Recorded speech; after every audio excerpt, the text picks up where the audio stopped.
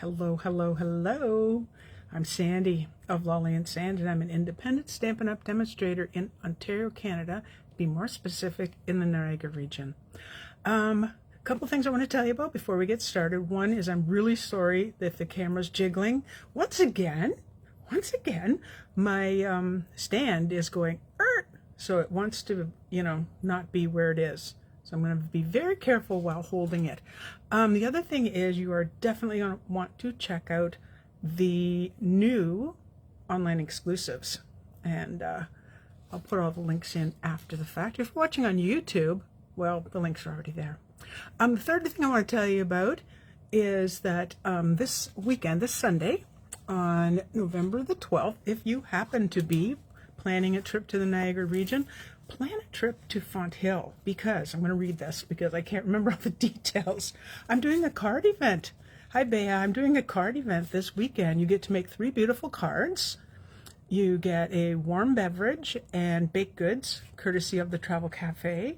There's a raffle giveaway. There's a swag bag and a gift certificate from the Everyday Market. That's all for $35. That is incredible. I will put the link to the Everyday Market in the description after the video, because you purchase the tickets through the Everyday Market, and it is a ticketed thing. You can't just arrive, because I'm making the cards and the things. I don't want to spoil anything, and you will need to purchase in advance. Anyway, that's the end of that. What else? Oh, so yes, to our extremely easy gift card, or not, it's not a gift card holder, treat holder. Now, the ladies on my team have already seen this because they've made it, but I had to show it to you because it's so cute. So I'm going to flip the camera around and we'll go from there. Before I hit the finish button, there it is. I had to locate. Oh, cover your ears. I always say cover your eyes, but cover your ears. This gets noisy, as far as I know. Alrighty, and let's push that proper button so you're not looking at my ceiling. Let us move you up a little more. Oh, there goes my camera. Down, down, down, down, down, down, down. Where will it stop? I don't know. And we'll move that back because you can see the stand. This is crazy. I paid a lot of money for this stand that is just not cooperating. Okay, sorry. Tighter, that's as tight as I can get it to be, and that's my computer over there in case you're wondering. Alrighty, so the treat holder is super easy. These are the pieces you'll need. Wow. Now you can doll it up, and I am going to show you, I think I have 3 examples off to the side. So first thing you're going to need is your trimmer. Now I've already cut down this piece of paper, and this is 3 inches by 11 inches. Don't worry about writing everything down because that will be in the description. All right, so open that up. If you have the, what's it called? The Simply Score. And I think I'm going to get one because I think it'll just be easier for things like this. Okay, keep your cutter blade out of the way and let's start scoring. So it's the first score line is at 1 1/4. But don't move your paper. My punch was in the way. There, put it back where it was. 1 1/4, 2 inches. Now I didn't come up with the design. I found this on YouTube, and it was a Stampin' Up! Demonstrator. And okay, so I forgot to write her name down. So I do apologize, but I can at least tell you it's not my design. Although making it your own with your own whatever paper you want to use and so on is really easy. So that was 4 1/2, and now 7 3/4, 7 3/4, and 8 1/2. Come on. So this little cutie pie was our surprise. We either do a make and take, or we do a mystery card, and this was our mystery project. So I always figure this out once I'm done, but this is the end with the smallest piece of scored lines. This is the longer, so I'm going to start with the longer though, and you do want to burnish. If you're making this out of DSP, make sure the DSP is reasonably thick. I'll show, do I have it handy? I think I do. I did do one out of, oh, I do have it handy, good. And I'll just show you the difference. And you know what, I haven't checked it, I haven't even checked Facebook to see. I know I'm in the right spot. I know I am. Because I've said hello to a few people already. Let's just double check that. So, scoring. If you score the wrong direction, it is not the end of the world. You just flip it around. Hello, Gail and Sherry. Kathy. Yep, got y'all. And I already said hi to Bea. So, here we go. All right. Before I do this one, so, hang on. Bad Sandy. You can use a number of punches because most of our punches, I have some stamps here. I was just stamping and I have to get those out of the way so I don't get ink on anything. You can use, I wrote another one down, the lasting label punch. This is the modern oval punch. So where these lines are close, your score lines are closest to the one end is where you want to punch. And this is really cool because the paper's 3 inches wide. This is just a teeny bit smaller, so centering isn't really a big deal. You push it in as far as you can go. Okay, as far as you can go. And then punch.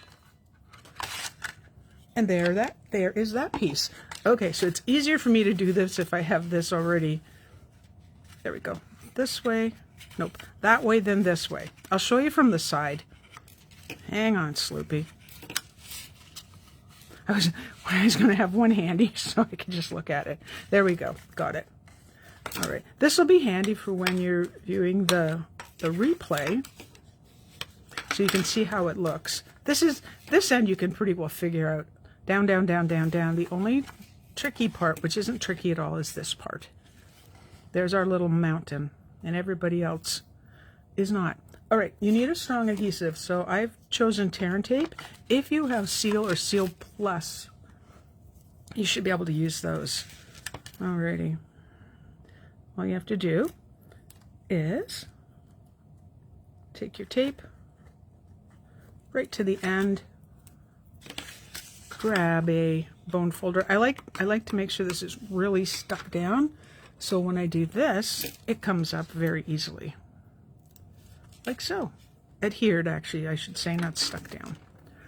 All right. Okay, so now we're looking like this. We're going to take it up to, what do you call that? What line is that, Sandy? Why did you not write that down? We're going to take it up to it's a big secret, it's about, it looks like 7 3/4. So it's where this fold is up here. This is like ridiculously simple. I did watch the video again, believe it or not, before I did this. And all you want to do is, you see where the score line is right there. Bring it up close, but not on it. And make sure your sides are lined up, which mine are not. So the nice thing is I haven't pressed down really hard, so it's going to come up nicely. Alrighty. Boy, that was a fussy fuss. And I'm still a little bit crooked, but you get the idea. Alrighty. We're going to decorate the front. So I chose this paper. This is really fun paper. It's in the mini. This is the, what's this paper called? Give me a second while I'm looking for my adhesive. While I'm looking for my adhesive, it's the Merry Bold and Bright paper. And it really is. I didn't buy it first time I saw it, but once I saw projects with it, I did. You'll notice again with my gluing, I only go around the edges. I do not like having glue on my hands or ink. Oh, I let my grandson downstairs here. He doesn't get into my craft room too often, but he was downstairs with me and was stamping to make his mummy a birthday card. And he stamped, oh my gosh, hearts and the one set that has the raccoon holding the balloons. Of course, I can't remember what it's called. I don't even know how many times he stamped it, like over and over and over and over. He had ink up his arm, and I'm not even kidding, it was all the way up here. that's what it's like when you stamp with a 3-year-old. Anyone else have any experience with that? There we go. You can see how it is when you square it up. This is supposed to be up a little bit, so that's no biggie. Alrighty, I've already done this, by the way. So I took the sentiment from, oh my gosh, I'll have to write that down because I didn't write it down. I did heat emboss it already. It's a little bit small. So I'm just going to take a little bit of seal,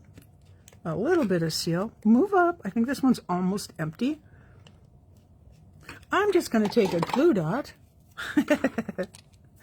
When in doubt, use something else. All right. And I'll put it where hopefully it can't be seen too much. So I cut this out using the Stylish Shapes dies. This is the smallest circle. This is the second smallest square. And I love the look of this on the white. Now, here's the really tricky part. Get ready for this. Square this up. It is not a big deal. I'll tell you what. If you have library clips, or if you have paper clips, anything like that, you can hold this in place because you really do want it square, as square as you can get it. So I'm just going to put that right there. It's looking pretty good. I don't expect it to stand up because it's just, look, it's standing up. Stood up, standing. Oh my gosh. Tired? No. Hello, Peggy. How are you tonight? I was going to say this morning. Ugh. Okay.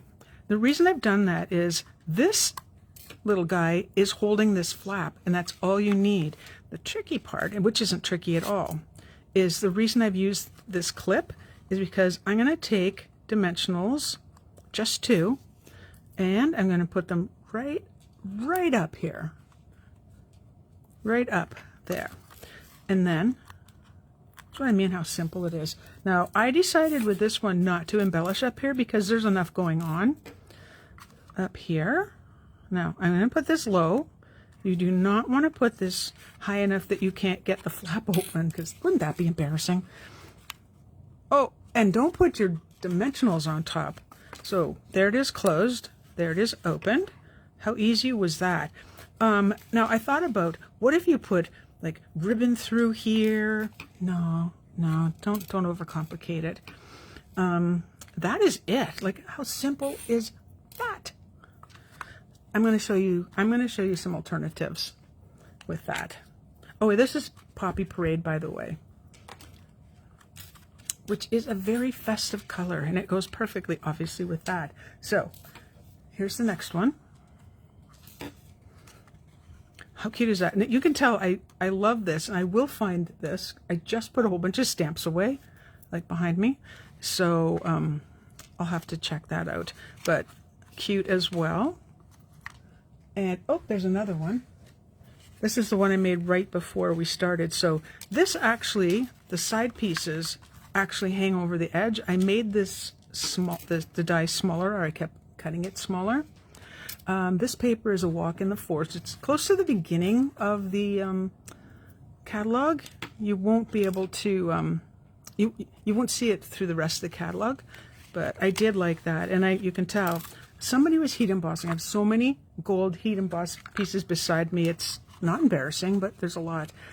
With this one, I thought, well, I could put some sprigs or whatever, and then I'm like, I don't know.